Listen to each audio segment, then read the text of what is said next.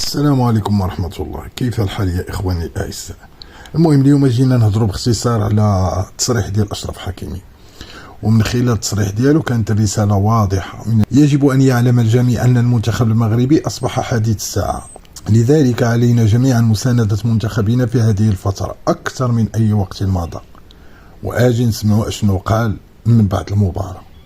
ما فهمتش علاش كاعي، ما فهمتش. الجروب خدامين مزيان، كنربحوا، درنا 16 فيكتوار كونسيكوتيف، حتى واحد ما دارهاش، حتى لاسبان لا فرنسا الالمان ما داروهاش، حتى اللاعبين اللي دازوا قبل ما داروهاش. خاصنا نكونوا فرحانين.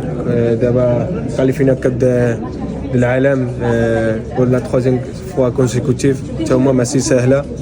خاصنا نكونوا كاملين مجموعين، لي سوبورتير الجمهور، حنايا اللي لعبه نتوما فرحين. خاصنا نكونوا كاملين صيفطوا ميساج بوزيتيف.